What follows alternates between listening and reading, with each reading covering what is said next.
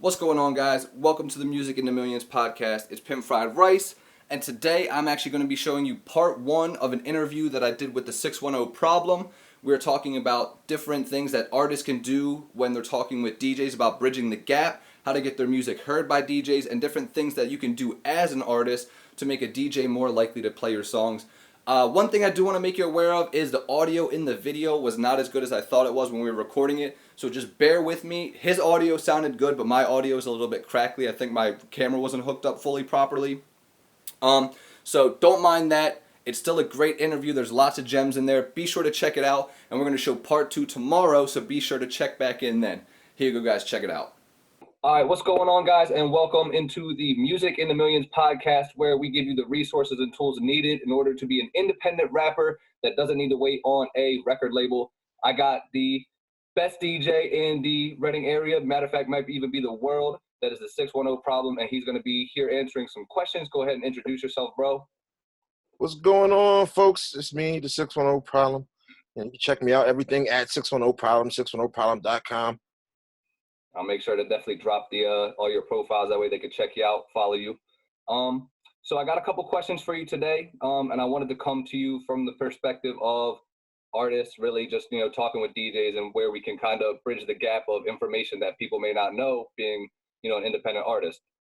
So Okay. first off, how long have you been DJing yourself?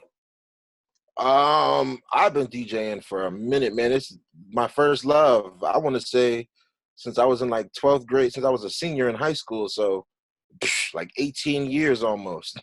Oh damn, I didn't even know you were that old, bro. For real, for real. Getting there. Oh shit. Okay. So that black hair is about to be gray in a year or two. Okay. Nah, man, we keeping the hairline and we keeping his hair black. We ain't Hey man, doing none of I dig it. that. All right, The cool. So, beard yeah, might get a little gray though. I ain't gonna hold you. hey man, that's usually the first thing to go, but it don't always look bad. That your salt and pepper look. You know what I'm saying? That's a seasoned look. That's why they call it salt and pepper. You know what I mean? Yes, sir. All right. So let me ask you: does a DJ nowadays in 2020 still have the same role in hip hop as like when it first started in like the 90s and 2000s? I feel as though they should, but over the years it's kind of lessened thanks to, the power of the internet and things like that. But there's still DJs in high places like, radio spins sometimes before music ever gets to get on the actual radio. You can run it through the DJ and he can play it through his mix show to Right. see, so you can get a response for that. So high power DJs still have they still have the power that, that people are looking for. They can get your music played.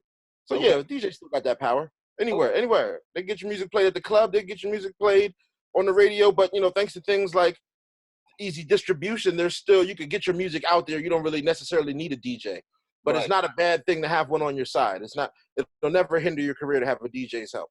Okay. Well, then that was actually going to be a later question, but I'll jump right into that one. So, do you think that artists should be worried about having a DJ on their team early on, or is that something they should, because of distribution, not have to worry about for maybe the beginning stages, then later pick someone up or not I pick think that if you want a DJ on your team, that's a great decision for like things like touring and your DJ sets, like your mix sets when you go do shows and stuff like that. And as far as like crowd response to your music, so they can help you establish your playlist. You know what I mean? Right, right. And I feel like when you build with a DJ, even from early on, like you find out, the way he blends his styles and everything like that. And then he also finds out the way your music is dropping, obviously. So I feel like you guys just get a little bit better Right. chemistry. And to top that off, DJs, a lot of DJs are part of like DJ networks and coalitions and groups like that. So you Mm, don't always have just the one guy on your team. You got his team too. So I didn't even he can think make about your music accessible to so many more outlets. it. True. That'll be That's a beneficial great for point. you. Awesome. I'm actually going to write that down real quick because that is news to me. I'm forgetting about that little extra network plug right there of that DJs know other DJs. And that's also Yes. producers know other producers, rappers know other rappers. So don't ever be afraid to get involved with networks. That was kind of a side piece for the people listening. But cool. So what are a few things that artists can do to get more plays from a DJ? Like say, what's something that an artist can do on their end that's going to make you more susceptible to want to play their song or put it in rotation or whatever? Um, The songs that I generally go for, it depends on the DJ. So you want to find out what kind of music the DJ typically spins, because there'd be like some DJs who are focused on like a New York scene style of music, and there'd be some DJs who are focused on West Coast scene styles of music. Some DJs are focused on down south scenes. It depends where their market's at, or the radio, or things like that. So you want to get them music that's relevant to what they already spin. Mm-hmm. You don't want to push them out of their element at all. You know what I'm saying? Some Right. DJs play it all, so you never have, you know what I'm saying? You can give them whatever. Right. So what would you say is like your specialty? If someone was coming to approach you or something like that, what would they go for? I could play anything. I play anything everywhere. But as I work in like bars and clubs and stuff like that, so if people could dance to it, that's a major plus. Got you. Got you. So then I know, and we kind of talked about this very briefly before, but clean versions of songs. So if an artist has a clean version of song, isn't that going to allow them to get more plays from a DJ and stuff like that? Just because you guys can now put that into more opportunities and different things like that, right? For sure. That's you need clean versions for radio.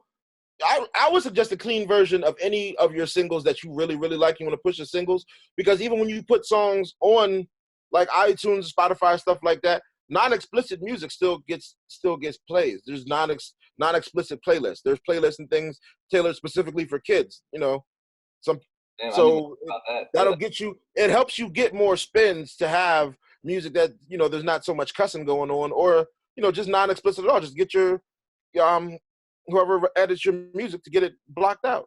right. Get your engineer to get that done for you.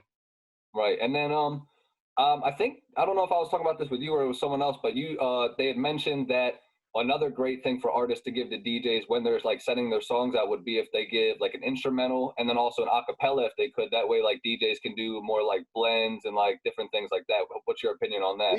When we down, a lot of DJs are part of record pools. So when you go to a record pool, they have music ready for you to go with the instrumental and acapella, just in case the DJ wants to remix it, or like if he has a specific way he wants to blend it in his set.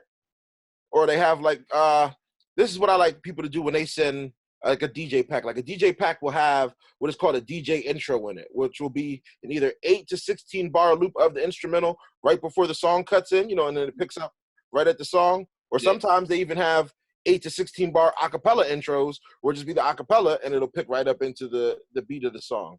Okay.